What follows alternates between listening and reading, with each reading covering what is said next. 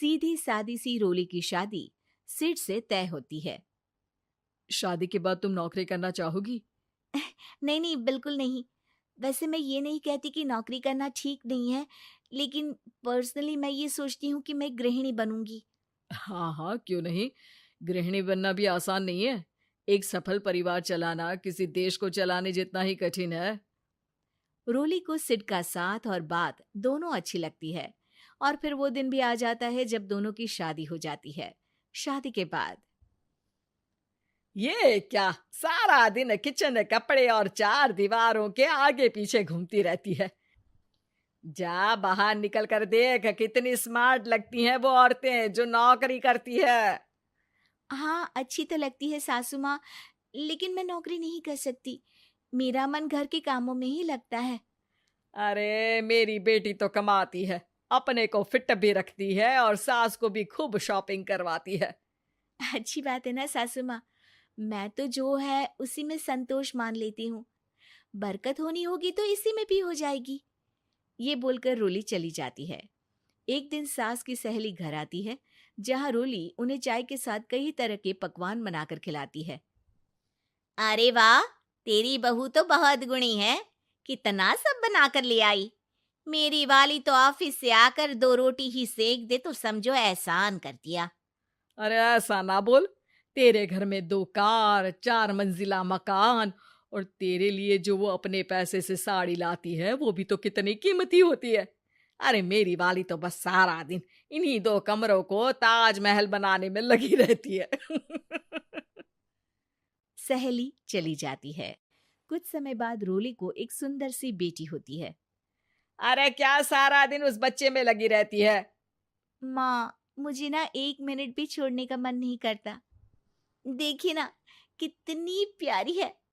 मैं ना इस हर पल को एंजॉय करना चाहती हूँ। अरे हाँ हाँ, हमने भी बच्चे पाले हैं, हम भी जानते हैं कि कितने प्यारे होते हैं, और अपने बच्चे को बढ़ता हुआ देखना कितना अच्छा लगता है। लेकिन एक दिन अचानक और रोली, एक बहुत बड़ी घटना हो गई। एक शॉर्ट सर्किट से पूरी दुकान जल गई। ओह, अब अब क्या कुछ समझ में नहीं आ रहा कि कैसे घर चलेगा। घर की पूरी गाड़ी पटरी पर लाने के लिए कई साल लग जाएंगे, और वापस पहले जैसे होने में भी बहुत टाइम लग जाएगा। रोली रोली कुछ सोचती है, फिर अपने 3 महीने के बच्चे को देखती है और कहती है, आप कहें तो मैं नौकरी शुरू कर दूं? माँ मुन्नी को देख लेगी, फिर शाम को तो मैं घर आ ही जाऊंगी। सिड कुछ कहता उससे पहले ही उसकी सास वहां आ जाती है। अरे हाँ हाँ, अब भी तुझे नौकरी करने के लिए पूछना होगा। अरे घर पर इतनी बड़ी विपदा आ गई है, तू है कि बच्चे का मुंह देख रही है। अरे क्या मुझ पर भरोसा नहीं है? अरे नहीं नहीं माँ जी, ऐसा क्यों बोल रही हैं आप? फिर क्या था, सिड से पूछकर 3 महीने की बच्ची को रोली सास के पास छोड़कर चली जाती है। शाम को ऑफिस से आने पर अरे सारा दिन इसने तो चैन नहीं लेने दिया, बस गोदी में ले लेकर घूमती रही। हाथ दर्द हो रहा है। बहू को बहुत गिल्ट फील होता है, लेकिन जब वो घर के हालत देखती है तो चुप रह जाती है। ऑफिस में सहेली कहती है, अरे रोली, तेरी तो बच्ची छोटी है ना, कैसे मैनेज करती है? कैसे मतलब? घर पर रहती है वो अपनी दादी के साथ। ओ यार, कितनी अच्छी है तेरी सास। मेरी सास को जब पता चला कि मैं नौकरी ज्वाइन करने की सोच रही हूँ, वो तो सीधे अमेरिका चली गई मेरी ननद के पास। अच्छा, फिर तू कैसे मैनेज करती है? अरे मैंने तो फुल टाइम मेड रख ली है। ओहो, वो तो बड़ी महंगी होगी ना? हाँ यार, लेकिन कमाई भी तो हो रही है ना। यार, मैं तो कभी अपना बच्चा इनके मम्मी पापा के पास ना छोड़ू। प्यार दुलार में खराब कर देते हैं ये दादा दादी बच्चे को। नहीं नहीं, मुझे अपनी सास पर पूरा विश्वास है। जो मेरे पति को इतनी अच्छी शिक्षा के साथ बड़ा कर सकती हैं, वो मेरी बच्ची को कभी नहीं बिगाड़ेगी। खैर, रोली की इस सोच से उलट पड़ोसियों के बीच हाथ में बच्ची पकड़े रोली की सास कहती है, अरे क्या बताऊं, सारा दिन बहू बाहर रहती है। पहले अपने बच्चे पालो, फिर बच्चों के बच्चे। अरे अपना जीवन तो कुछ रहा ही नहीं। अरे नहाने भी जाती हूं ना तो इसे साथ रखती हूँ, कल को कहीं गिर गई या चोट लग गई तो बहू तो हमारी खाल उखाड़ लेगी ना। अरे ऐसा भी क्या डरना बहू से, नौकरी थोड़ी की है उसकी। अब क्या बताऊं, पढ़ी लिखी लड़कियां हैं आजकल की। चलो चलती हूँ, सब्जी बनाने का वक्त हो गया है। बच्चे आएंगे तो खाना तो बना मिले। सास ये बोलकर वहां से चली जाती है कि तभी रोली ऑफिस से घर पहुंचती है।